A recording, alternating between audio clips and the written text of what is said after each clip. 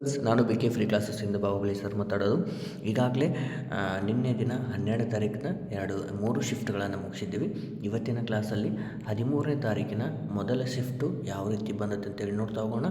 ಆಮೇಲೆ ನಾಳೆ ದಿನ 2 ಕ್ಲಾಸು ಯಾವುದು 13ನೇ ತಾರೀಕು ಶಿಫ್ಟ್ 2 ಶಿಫ್ಟ್ 3 ನಾಳೆ ಕ್ಲಾಸಲ್ಲಿ ಮಾಡ್ತೀನಿ. ಒಂದೇ ದಿನಕ್ಕೆ 2 ಕ್ಲಾಸ್ ಹಾಕ್ತೀನಿ.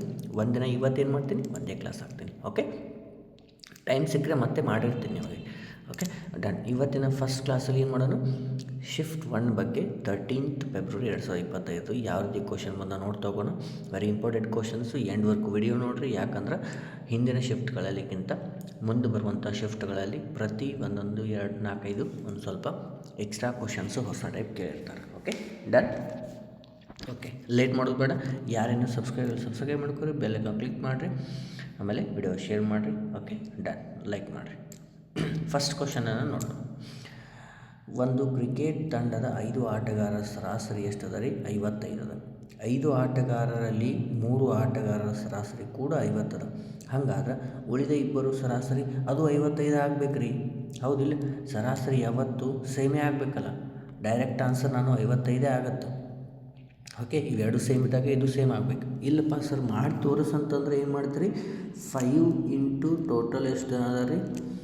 5 ಜನ ಅದಾರ, ಅವ್ರದ್ದು 55 ಅಂದ್ರೆ 275 ಆಯಿತು. ಓಕೆ, ಆಮೇಲೆ ಅದ್ರಾಗ 3 ಜನದ್ದು ಕೂಡ 55 ಅದ. ಹಾಗಾದ್ರೆ ಅವ್ರದ್ದು ಎಷ್ಟಾಯಿತು? 165 ಆಯಿತು. ಹಾಗಾದ್ರೆ ಉಳಿದವ್ರ ಜನ ಎಷ್ಟು? ಇಲ್ಲಿ 2 ಜನ ಉಳಿದ್ರು, ಆಮೇಲೆ ಇಲ್ಲಿ 110 ಉಳಿತು. ಆ ಇಬ್ಬರದ್ದು ಎಷ್ಟು ಟೋಟಲ್ ಸರಾಸರಿ ಎಷ್ಟು ಅಂತ ಕೇಳ್ಯಾರ. 110 ಡಿವೈಡೆಡ್ ಬೈ 2 ಅಂತಂದರೆ ಎಷ್ಟು ಬಂತು? ಅದು ಕೂಡ 55 ಬಂತು. Okay, done. ಸೆಕೆಂಡ್ ಕ್ವಶನ್, 400 ಸೇಬುಗಳನ್ನು 100ಕ್ಕೆ 1210ರಂತೆ ನೋಡಿರಿ. 400 ಟೋಟಲ್ ಆದ್ರೆ ಅದ್ರಾಗ 100ಕ್ಕೆ ಏನು ಮಾಡ್ಯಾರ? 1210 ರೂಪಾಯಿ ಕೊಟ್ಟಾರ. ಹಂಗಾದ್ರೆ 400ಕ್ಕೆ ಎಷ್ಟಾಗುತ್ತೆ ರೀ? ಎಷ್ಟಾಗುತ್ತೆ? ಓಕೆ, ಇದಕ್ಕೆ ಇಂಟು 4 ಮಾಡ್ಯಾರ ಅಂದ್ರೆ ಇದಕ್ಕೆ ಇಂಟು 4 ಮಾಡಿದ್ರೆ ಎಷ್ಟಾಗುತ್ತೆ ರೀ?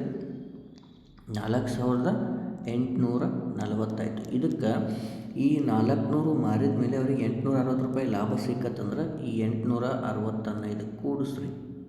ಅಂದ್ರೆ ಟೋಟಲ್ ನಮಗೆ 5000 ಎಷ್ಟು? 5700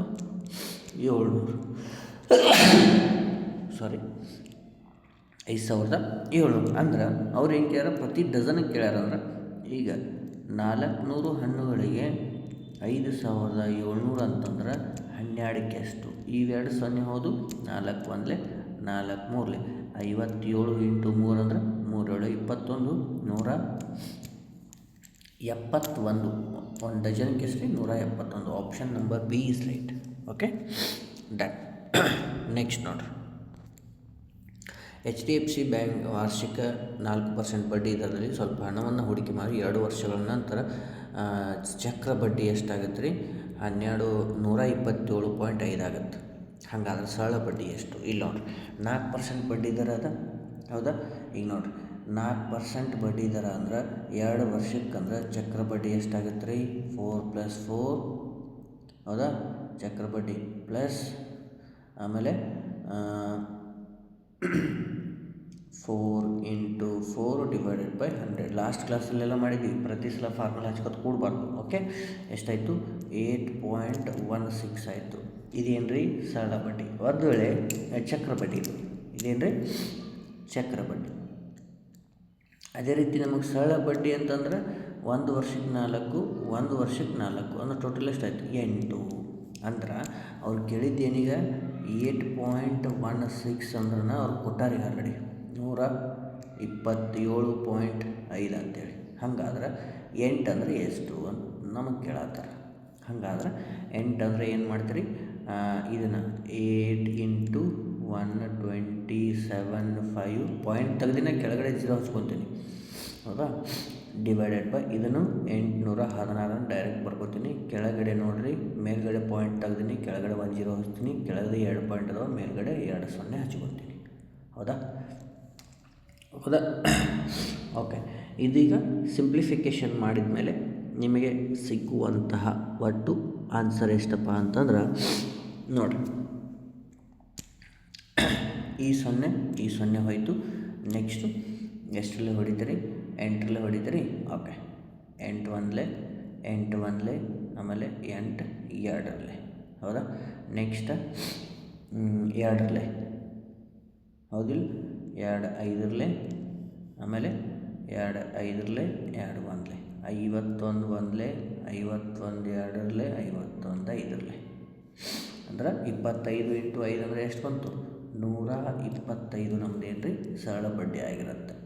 ಓಕೆ, ವೆರಿ ವೆರಿ ಇಂಪಾರ್ಟೆಂಟ್, ನೆನಪಿಟ್ಟುಕೊರಿ. ಡನ್. ಓಕೆ, 4ನೇ ಪ್ರಶ್ನೆ. ಈ 2748, ಆಮೇಲೆ ಇನ್ನೊಂದು ಏನದ ರೀ 1761ಗಳನ್ನು ಭಾಗಿಸಿ ಕ್ರಮವಾಗಿ 3 ಮತ್ತು 1 ಶೇಷವನ್ನು ಉಳಿಸೋ ಬಿಡುವ ಅತಿ ದೊಡ್ಡ ಸಂಖ್ಯೆ. ನೋಡಿ, ಇದ್ರಾಗ 3 ಉಳಿತೈತೆ ಅಂತ, ಇದ್ರಾಗ 1 ಉಳಿತೈತೆ. ಶೇಷ ಉಳಿತೈತೆ ಅಂತಂದ್ರೆ ಫಸ್ಟಿಗೆ ಒಂದು ತೆಗೆದು ಬಿಡ್ರಿ. ಇಲ್ಲೆಷ್ಟು ಉಳಿತು? 2245 ಉಳಿತು. ಇಲ್ಲಿ 1 7 6 1 ಹೋದರೆ 0 ಉಳಿತು. ನೋಡಿರಿ, ಕೊನೆಯಲ್ಲಿರುವಂತಹ ಸಂಖ್ಯೆ 5 ಮತ್ತು 0 ಇತ್ತಂದ್ರೆ ನಮ್ಗೆ ಆ ಸಂಖ್ಯೆ 5ರಿಂದ ಭಾಗವಾಗಬೇಕು. ಅಂದ್ರೆ ನಮ್ಮ ಆನ್ಸರ್ ಎಷ್ಟು? 5. ಡನ್. ಅದಕ್ಕೆ ರೂಲ್ಸ್ ಗೊತ್ತಿರಬೇಕು. ಡನ್.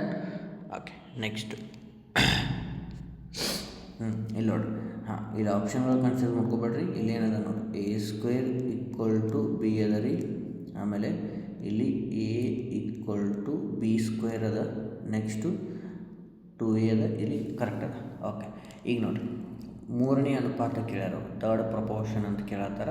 ನೋಡಿರಿ, ಥರ್ಡ್ ಪ್ರಪೋರ್ಷನ್ ಅಂದಾಗ ನಾವೇನು ಮಾಡ್ತೀವಿ, ಅಲ್ಲಿ a ಮತ್ತು bಗಳ ಎರಡು ಅವ ಸಂಖ್ಯೆಗಳದ, ಹೌದಿಲ್ಲ. a ಮತ್ತು b ಸಂಖ್ಯೆಗಳ 3ನೇ ಸಮಾನುಪಾತವು ab ಆಗಿದೆ. ನೋಡಿರಿ, ab ಆಗಿದೆ ಅಂತ. ಹಾಗಾದರೆ ಕೆಳಗಿನ ಹೇಳಿಕೆಗಳಲ್ಲಿ ಯಾವುದು ನಿಜ ಅಂತ ಕೇಳ್ಯಾರ. ಅಂದ್ರೆ ಈಗ ನೋಡಿ, b² / a = ab ಆಗೈತಂತ.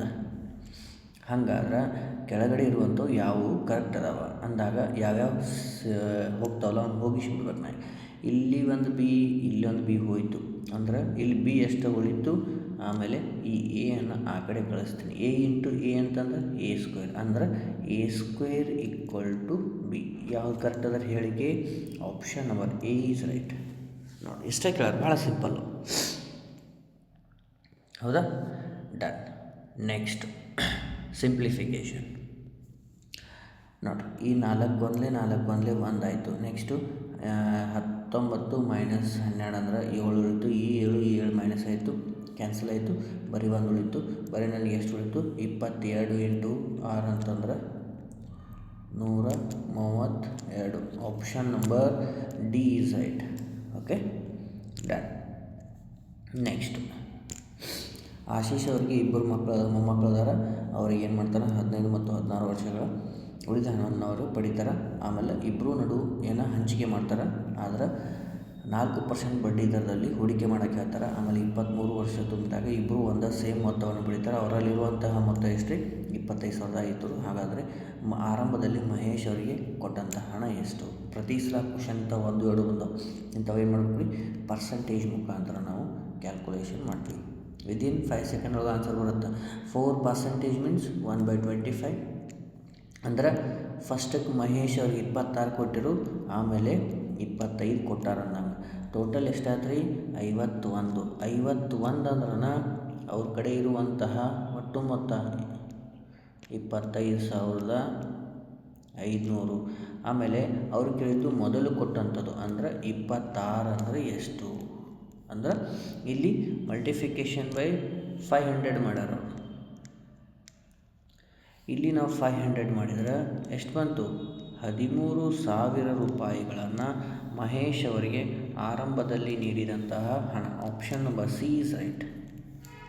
Okay, done.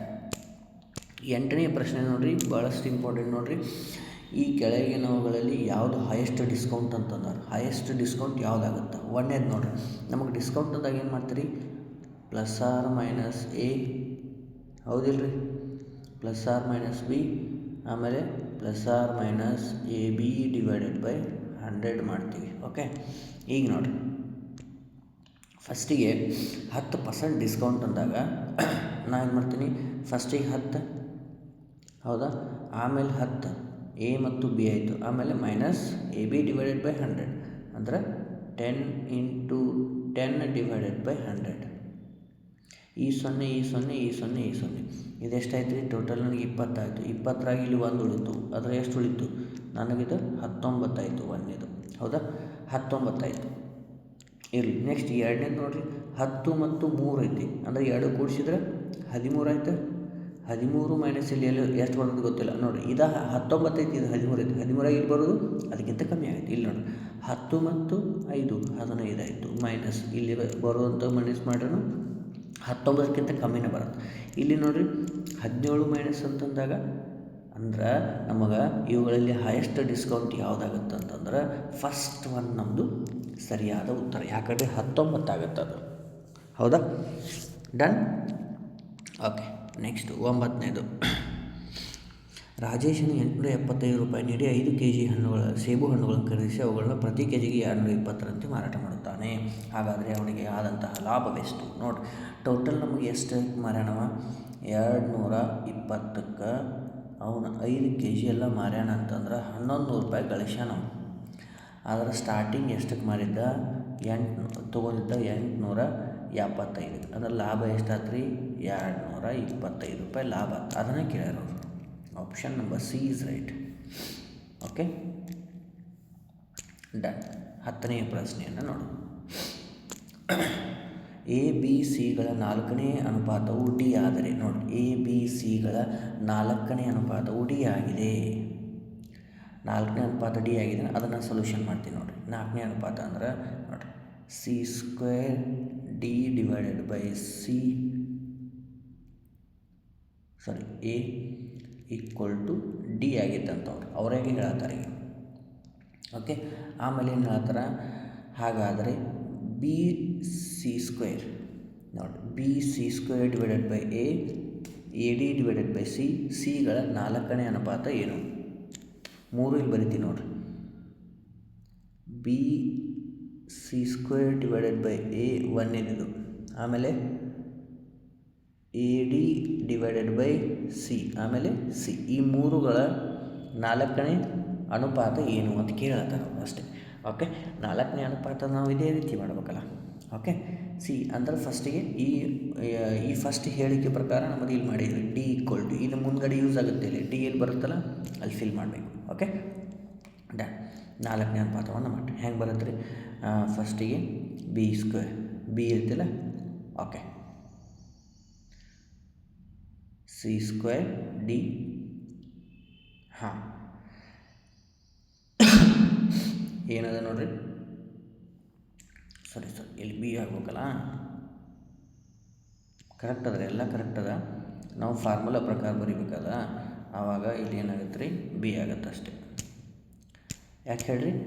ನಮ್ಮದು 4 ಅಕ್ಷರಲ್ಲ, ಎ ಬಿ ಸಿ ಡಿ, ಹೌದಿಲ್ಲ? ಓಕೆ, ಕನ್ಫ್ಯೂಸ್ ಮಾಡ್ಕೋಬೇಡ್ರಿ. ಇನ್ನೊಂದು ಸಲ ಮಾಡ್ತೀನಿ, ಹೇಳ್ತೀನಿ.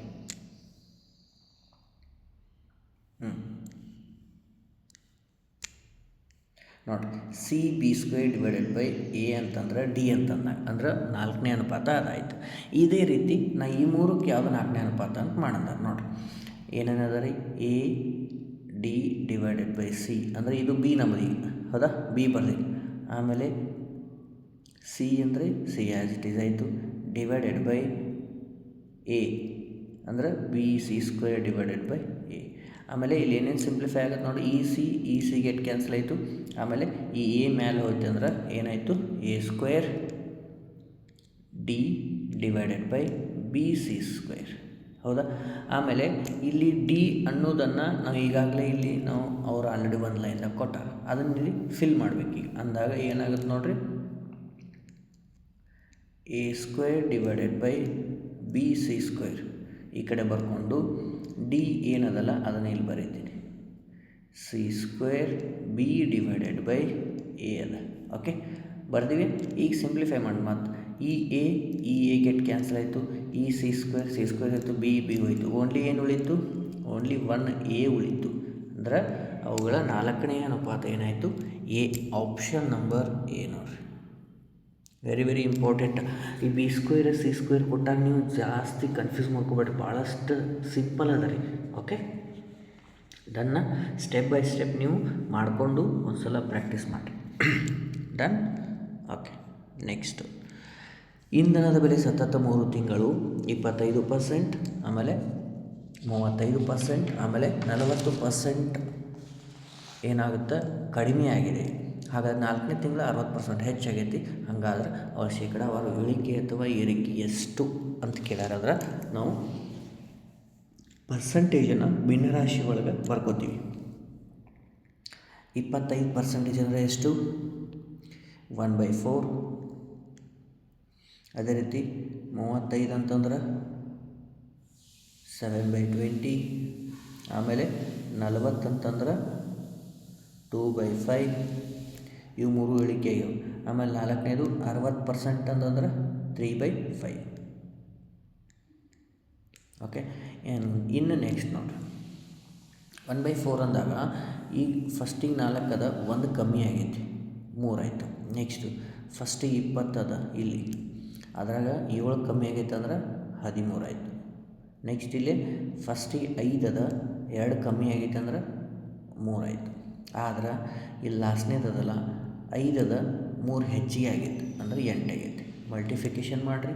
4 2 8 8 40 44 20 ಅಂದರೆ 2000.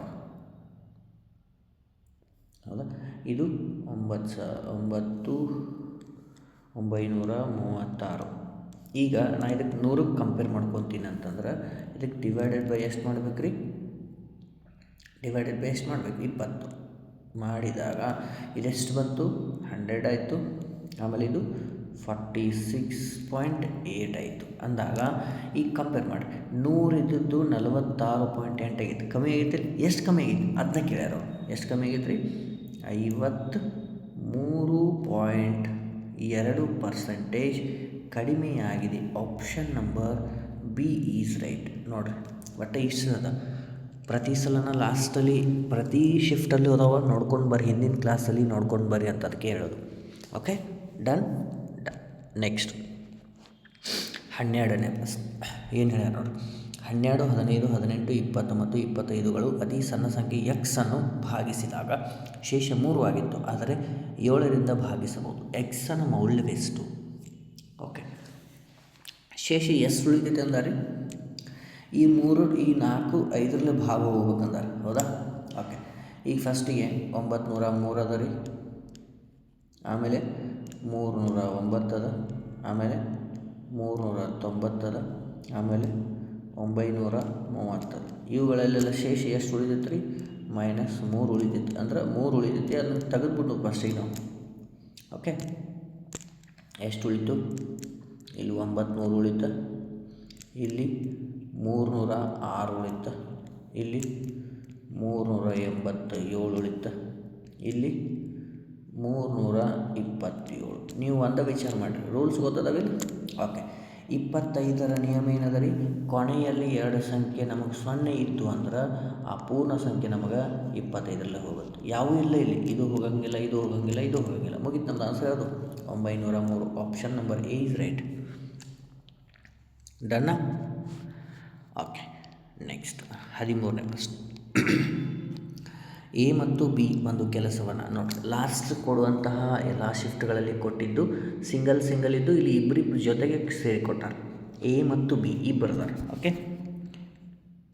ಎ ಮತ್ತು ಬಿ ಇಬ್ಬರು ಜನ ಕೆಲಸ ಮಾಡ್ತಾರೆ. ಎ ಪ್ಲಸ್ ಬಿ ಇವರು ಕೆಲಸ ಮಾಡ್ತಾರೆ. ಎಷ್ಟು ದಿನ? 28 ದಿನದಾಗ. ಅದೇ ರೀತಿ ಬಿ ಮತ್ತು ಸಿ ಎಷ್ಟು ದಿನದಾಗ ಮಾಡ್ತಾರೆ? 18 ದಿನದಾಗ ಮಾಡ್ತಾರೆ. ಅದ ಎ ಬಿ ಸಿ 3 ಜನ ಮಾಡಿದ್ರೆ 16 ದಿನದಾಗ ಮಾಡ್ತಾರೆ. ಓಕೆ, ಹಾಗಾದ್ರೆ ಎ ಮತ್ತು ಸಿ ಎಷ್ಟು ದಿನದಾಗ ಮಾಡ್ತಾರೆ? 3 ಮಂದಿದು LCM ತೆಗೆದ್ರೆ ಎಷ್ಟು ಬಂತು? 1008 ಬಂತು. ಓಕೆ, ಈಗ ನೋಡಿರಿ, ಇವಂದು ಎಷ್ಟು ಬಂತು? 36. ಆಮೇಲೆ ಇವ್ರದ್ದು 56. ಆಮೇಲೆ ಇವ್ರದ್ದು 63. ಟೋಟಲ್ 63. 3 ಜನದ ಕೂಡಿ 63 ಪಾಠ. ಇಲ್ಲಿ ಇಬ್ಬರು ಜನದ ಕೂಡಿ 56. ನೋಡಿರಿ, 56 ಅನ್ನೋದು ನೀವೇ ಇಲ್ಲಿ ತಿಳ್ಕೊಂಬಿಡ್ರಿ. ಇಲ್ಲಿ ಬಿ ಸಿ ಅದ ರೀ, ಇಲ್ಲಿನೂ ಬಿ ಸಿ ಅದ, ಹೌದಾ?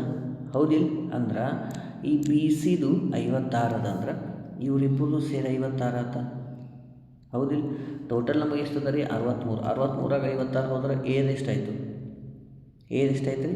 7. ಇವು ಎರಡು ಸೇರಿದ್ರೆ ನನಗೆ ಎಷ್ಟು ಬರ್ತೈತಿ? 63. ಮುಗೀತು. ಈಗ ಎ ಅನ್ನೋದು ಎಷ್ಟಾಯ್ತು ರೀ? 7 ಅನ್ನೋದು ಗೊತ್ತಾಯ್ತು ನಮಗೆ, ಹೌದಾ? ಈ 36ರಾಗ ಈ 7 ಇವಂದಾದ್ರೆ ಉಳ್ಕಿದ್ದೆಷ್ಟು? ಬಿದು ಎಷ್ಟಾಯಿತು? 29 ಆಯಿತು, ಹೌದಾ? ಅದ ಬಿದು ನನಗೆ ಈಗ 29 ಸಿಕ್ತಂದ್ರೆ 56ರಾಗ 29 ಹೋದರೆ ಎಷ್ಟಾಯ್ತು ರೀ? 27. ಮುಗಿತಲ್ಲ. ಅಂದ್ರೆ ಪ್ರತಿಯೊಬ್ಬರಿಗೂ ಸಪ್ರೇಟಾಗಿ ನಮಗೆ ಬೇಕಾಗತ್ತೆ. ಯಾಕೆ ಇದನ್ನೇ ಯಾಕೆ ಮಾಡಿದ್ರಿ ಅಂತಂದ್ರೆ ಅವ್ರು ಕೇಳಿದ್ದಾರ್ದು ಎ ಮತ್ತು ಸಿ ದು ಕೇಳ್ಯಾರ. ಎ ಮತ್ತು ಸಿ ಅಂತಂದ್ರೆ ನಮಗೆ ಎ ಮತ್ತು ಸಿ ಅಂತಂದಾಗ ಟೋಟಲ್ ಕೆಲಸ ಎಷ್ಟು ಅದ ರೀ? 1008 ಕೆಲಸ ಡಿವೈಡೆಡ್ ಬೈ ಎದು ಎಷ್ಟು ಅದ ರೀ? 7 ಅದ, ಸಿ ಎಷ್ಟು ಅದ? 27 ಅದ. ಇದಕ್ಕೋಸ್ಕರ ನಾವು ಇವೆಲ್ಲ ಸಪ್ರೇಟಾಗಿ ಮಾಡ್ಕೋಬೇಕಾಯ್ತು. ಓಕೆ, ಇದನ್ನು ನಾವು ಸಿಂಪ್ಲಿಫಿಕೇಷನ್ ಮಾಡಿದರೆ ನಮ್ದು ಆನ್ಸರ್ ಮುಗೀತು. ನೆಕ್ಸ್ಟ್ ಪೇಜ್ ಒಳಗೆ ಮಾಡೋಣ ರೀ. Okay, done. A plus C equal to 1008, 7 + 27 ಅಂತಂದ್ರೆ ಎಷ್ಟು ಬಂತು? 27 ಅಂದ್ರೆ 34 ಬಂತು, ಹೌದಾ? ಓಕೆ, 34 ಅಂದಾಗ ಈಗ ಸಿಂಪ್ಲಿಫೈ ಮಾಡಿರಿ. ಎಷ್ಟರಲ್ಲೇ ಮಾಡ್ತೀರಿ? 2ರಲ್ಲಿ ಮಾಡ್ತೀರಿ. 2 1 2 7, ನೆಕ್ಸ್ಟು 2 5 10, 0 2 4 8, ಹೌದಾ? ಮುಗೀತು. ಈಗ ಸಿಂಪ್ಲಿಫೈ ಆಗೋದಿಲ್ಲ. ಎಷ್ಟು ಬಂತು ರೀ? 504 ಡಿವೈಡೆಡ್ ಬೈ 17. ಡಿವೈಡೆಡ್ ಬೈ 17 ಎಲ್ಲರೇ ಐತೇನು? ಎಸ್, ಒಂದೇದದ ನೋಡಿರಿ, ಮುಗೀತು. ನಾವು ನಮ್ಗೆ ಏನು ರೀ ಪೂರ್ಣಾಂಕದಲ್ಲಿ ಮಾಡೋಕೆ ಬರಲಿಲ್ಲ ಅಂದ್ರೆ ಡಿವೈಡೆಡ್ ಬೈ ಇರುವಂತಹ ಸಂಖ್ಯೆಯನ್ನು ಎಲ್ಲರೂ ಒಂದೇ ಆಪ್ಷನ್ನಾಗಿತ್ತಾನ ಅದು ಆನ್ಸರ್. ಎರಡೆರಡು ಇತ್ತಂದ್ರೆ ಮಾಡಬೇಕಾಗತ್ತೆ. ಎಷ್ಟು ಬರುತ್ತೆ ರೀ? 29:11/17 ನಮಗೆ ಒಬ್ಬನೇ ಆಪ್ಷನ್ ಸಿಕ್ತು. Very very important. ಓಕೆ, ಒಂದು ಸಲ ಎಲ್ಲ ಲೆಕ್ಕಗಳನ್ನು ನೋಡಿ ಪಾಸ್ ಮಾಡಿಕೊಂಡು ಫಸ್ಟ್ ನೋಡಿರಿ, ಆಮೇಲೆ ಬರಲಿಲ್ಲ ಅಂದ್ರೆ ನೋಡಿರಿ. Okay, done. ನೆಕ್ಸ್ಟು, 2 ರೈಲುಗಳು 50 ಕಿಲೋಮೀಟರ್ ಮತ್ತು 80 ಕಿಲೋಮೀಟರ್ ವಿರುದ್ಧ ದಿಕ್ಕಿನಲ್ಲಿ ಚಲಿಸುತ್ತಿವೆ. ವಿರುದ್ಧ ದಿಕ್ಕಿನಲ್ಲಿ ಅಂದರೆ ನಾವು ವೇಗಗಳನ್ನೇನು ಮಾಡಿಸ್ತೀವಿ?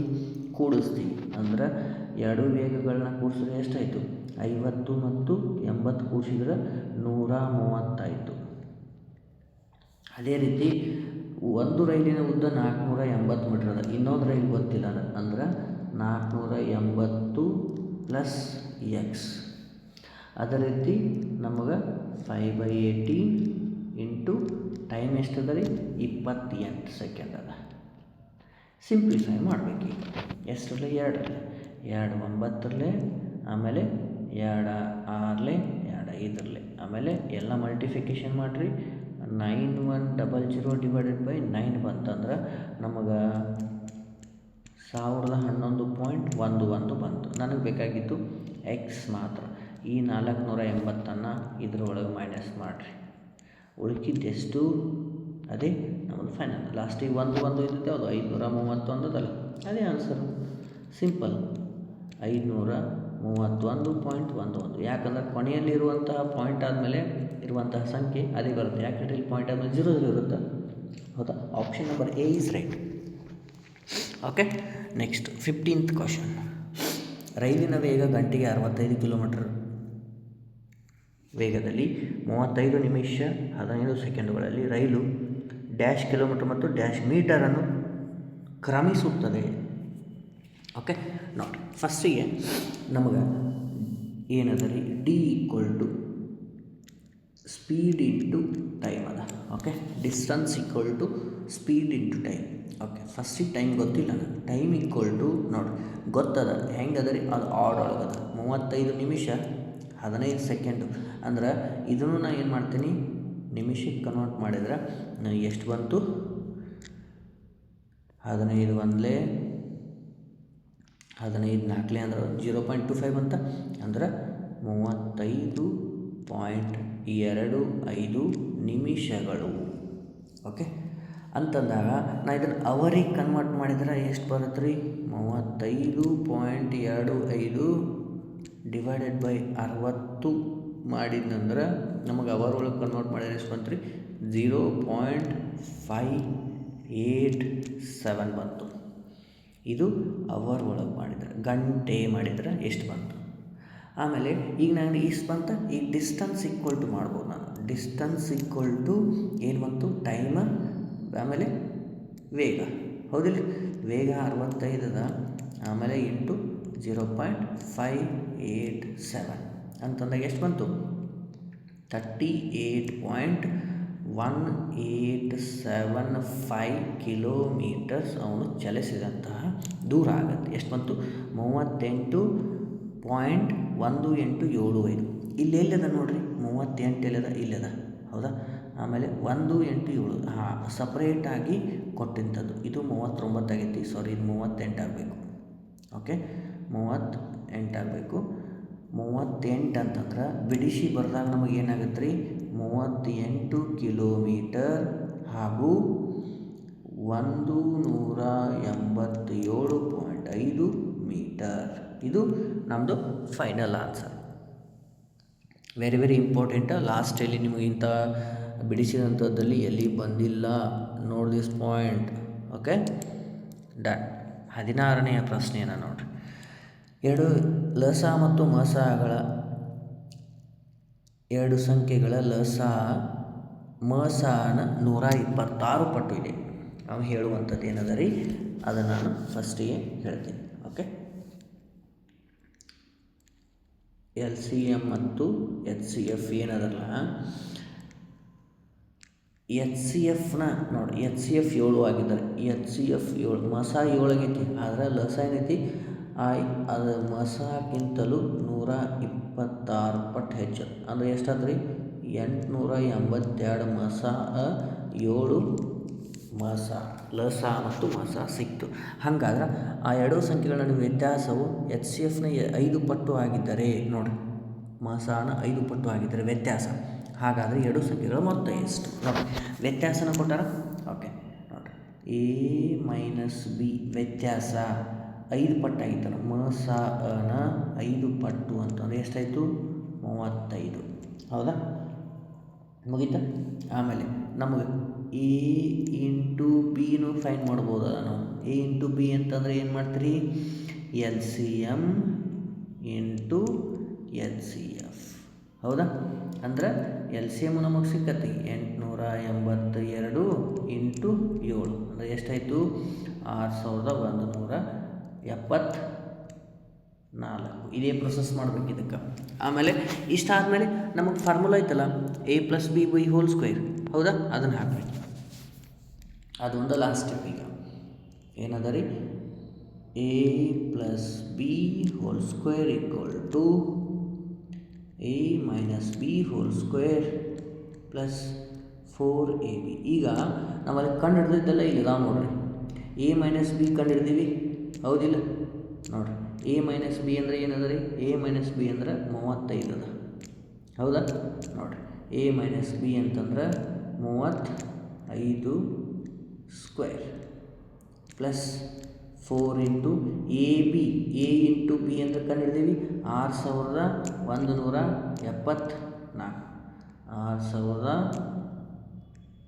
6174. ಅವ್ರು ಕೇಳಿದ್ದೇನು ಹೇಳ್ಯಾರ ಹೇಳ್ರಿ, ಮೊತ್ತ ಕೇಳಿ ಮೊತ್ತನ ಕಂಡು ಹಿಡಿಯೈತಿ. ಸ್ಕ್ವೇರ್ನ ಆಗಡೆ ಶಿಫ್ಟ್ ಮಾಡೋಣ. ಆಮೇಲೆ 35² ಎಷ್ಟು, 5 6 3 4 12, 5 25.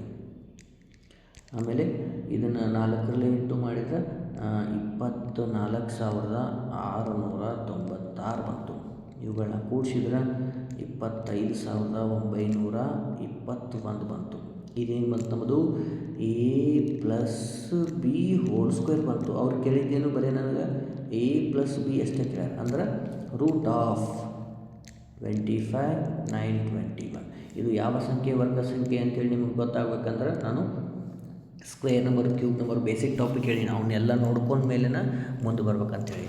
ಇದು ಯಾವ ಸಂಖ್ಯೆದು, 161ರ ವರ್ಗ ಸಂಖ್ಯೆ ಆಗೈತಿ. ಅದು ನಮ್ಮದು final answer 161. Option number C is right. Very very very important. ಭಾಳಷ್ಟು ಜನ ನನಗೆ ಈ ಲೆಕ್ಕಗಳನ್ನು ಕೂಡ ಮೆಸೇಜ್ ಮಾಡಿದ್ರಿ. ಓಕೆ, ಮುಂದಿನ ಶಿಫ್ಟಲ್ಲಿ ಕೂಡ ಇದೇ ಥರ ಕ್ವಶನ್ ಅದಾವ, ಅಲ್ಲಿನೂ ಕೂಡ ಇನ್ನೊಂದು ಸಲ ಹೇಳ್ತೀನಿ, ಈ ಕ್ವಶನನ್ನು ನೋಟ್ ಮಾಡ್ಕೊಡಂತಲ್ಲ. Okay, done. ನೆಕ್ಸ್ಟ್ 17ನೇ ಪ್ರಶ್ನೆ. ಗೋಪಾಲ್, ಅಕ್ಷಯ್ ಮತ್ತು ಅತುಲ್ ಅವರು 3 ಜನರ ತೂಕ ಎಷ್ಟದ ರೀ? 45 ಅದ. 45 ಇದು 3 ಜನದದ. ಆಮೇಲೆ ಇಲ್ಲಿ ನೋಡಿರಿ, ಗೋಪಾಲ್ ಮತ್ತು ಅಕ್ಷಯ್ ಅದಾರ, ಇಲ್ಲಿ ಅಕ್ಷಯ್ ಮತ್ತು ಅತುಲ್. ಈ ಅಕ್ಷಯನ್ನು ಡಬಲ್ ಸಲ ಅದಾರ ಅಂದ್ರೆ ಕ್ವಶನಲ್ಲಿ ಕೇಳುವಂಥ ಲಾಸ್ಟಿಗೆ ಅವ್ರದ್ದೇ ಇರುತ್ತೆ. ಅಂದಾಗ ನಮಗೆ ಅವ್ರದ್ದು ಅದ ರೀ? 43 ಅದ ರೀ, ಮತ್ತು ಇಬ್ಬರು ಕೂಡಿ ಮತ್ತು 43 ಅದ. ಅಂದರೆ ಟೋಟಲ್ ಎಷ್ಟಾಯಿತು? 86 ಇಂಟು ಇಬ್ಬರಿಬ್ಬರು ಅಂತೆ ಮೈನಸ್. ಇಲ್ಲಿ 4 ಜನ ಅದಾರ, ಇಲ್ಲಿ 3 ಜನ ಅದಾರ, ಇರಾಗೊಬ್ಬರು ಮೈನಸ್ ಮಾಡೋದು ಸಿಕ್ಬಿಡುತ್ತೆ. Okay, done. 46 ಇಂಟು 6 ಅಂತಂದಾಗ 46 ಇಂಟು 2 ಅಂತಂದಾಗ 172 ಮೈನಸ್ 135 ಅಂತಂದ್ರೆ ನಮಗೆ ಸಿಗುವಂಥದ್ದು 37 ಅಕ್ಷಯವರ ತೂಕ. ಡನ್ನ? Okay, next. ಒಂದು ಸಂಸ್ಥೆಯಲ್ಲಿ 1224 ಉದ್ಯೋಗಿಗಳಿದ್ದು ಅದರಲ್ಲಿ 25% ಜನರಿಗೆ ಬಡ್ತಿ ಆದರೆ ಬಡ್ತಿ ಹೊಂದಿದ ಜನ ಎಷ್ಟು? ನೋಡಿರಿ, 25% ಹೊಂದ್ಯಾರಂತ. ಅಂದರೆ 1224ರಾಗ 25% ಅಂದರೆ ಎಷ್ಟು ಅಂತ ಕೇಳ್ಯಾರ ಅಷ್ಟೇ. ಹೌದಾ? 25 ಒಂದಲೇ 25, 4 ಒಂದಲೇ 4, 3 12, ಆಮೇಲೆ ಹೋಗಂಗಿಲ್ಲ 4 24, ಅಂದರೆ 306 ಜನರು ಬಡ್ತಿಯನ್ನು ಹೊಂದಿದಂತಹ ಜನರು. Option number A is right.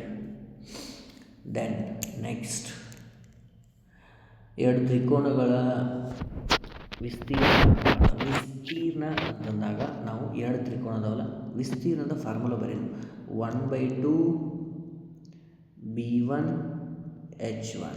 Okay, ಒಂದೇದಾಯ್ತು. Next ಅನುಪಾತ ಅಂದಲ್ಲ, ಅದಕ್ಕೆ ನಾನು ಅನುಪಾತದ ಭಿನ್ನರಾಶಿಗಳು ಬರಿಬೋದು. Next 1/2 b2 h2. ಹೌದಾ? ಮುಗೀತಾ? ಇವು 2ರ ಅನುಪಾತ ಎಷ್ಟು ಕೊಟ್ಟಾರಿ? 4:3 ಕೊಟ್ಟಾರೆ. ಹೌದಾ? ಇಲ್ಲಿ 1/2 ಹೋಯಿತು. ಹೌದಾ? ಕ್ಯಾನ್ಸಲ್ ಆದವು ಇವು. ಅಂದಾಗ ನಮಗಿಲ್ಲಿ ಮುಂದೆ ಏನು ಕೊಟ್ಟಾರ? ಎತ್ತರಗಳ ಅನುಪಾತ, ಎತ್ತರದ್ದು ಕೊಟ್ಟಾರ ಅಂದರೆ h1 ಕೊಟ್ಟಾರ, h2 ಕೊಟ್ಟಾರ. ಅಂದಾಗ ಏನು ಉಳಿತು ನಮ್ಮದು? b1/b2 into 3/4 = 4/3. ಹೌದಾ? ಕೊಟ್ಟಂಥದ್ದೆಲ್ಲ ಹಾಕಿದ್ವಿ. ಇವು 3/4 ಆ ಕಡೆ ಕಳಿಸ್ಬಿಡ್ರಿ. b1/b2 = ಇದು ಮೇಲ್ಗಡೆ ಹೋದರೆ ಏನಾಗುತ್ತೆ ರೀ? 4/3 ಇಂಟು 4/3 ಅಂದ್ರೆ ಏನು ಬಂತು? 16/9 ಅಂತಂದ್ರೆ 16:9 ಅವುಗಳ ಪಾದದ ಅನುಪಾತ. ಬೇಸ್ b1 b2 ಅಂದ್ರೆ option number B is right. Very very very important. ಭಾಳಷ್ಟು ಜನ ಕನ್ಫ್ಯೂಸ್ ಮಾಡ್ಕೋಬೇಡ್ರಿ, ಭಾಳಷ್ಟು ಈಜಿ ಇರ್ತಾವೆ, ಸಿಂಪಲ್ ಇರ್ತಾವೆ. Done? Okay, next last question. 13ನೇ ತಾರೀಕು 1 ಶಿಫ್ಟ್. ಹಾಂ, ಸೇಮ್ ಲಾಸ್ಟ್ ಬಂದಂತೂ ಎಲ್ಲ ಸೇಮ್ ಇದಾವೆ. 5400 ಒಬ್ಬ ಹೂಡಿಕೆ ಮಾಡ್ತಾನೆ, 9400 ಒಬ್ಬ ಹೂಡಿಕೆ ಮಾಡ್ತಾನೆ. 4 ವರ್ಷಗಳ ನಂತರ ಒಬ್ಬ ಶಿವಮ್ ಏನು ಮಾಡ್ತಾನೆ? ಅವನಕ್ಕಿಂತ 600 ರೂಪಾಯಿ ಹೆಚ್ಚು ಬಡ್ಡಿ ಪಡೆದ. ಯಾಕೆ ಹೇಳಿ? ಅವ್ನು ಹೆಚ್ಚು ಹೂಡಿಕೆ ಮಾಡಿರ್ತಾನೆ. ಅಂದಾಗ ಬಡ್ಡಿಯ ದರ ಎಷ್ಟು ಅಂತಾರೆ ನೋಡಿರಿ. ಇಲ್ಲಿ 5400 9400 ಡಿಫ್ರೆನ್ಸ್ ಎಷ್ಟಿದೆ? 4000. ಅವ ಹೆಚ್ಚು ಹೂಡಿಕೆ ಮಾಡ್ಯಾನ, ಅವನಿಗಿಂತ ನಾವು ಕ್ಯಾಲ್ಕುಲೇಷನ್ ಮಾಡ್ಬೋದು.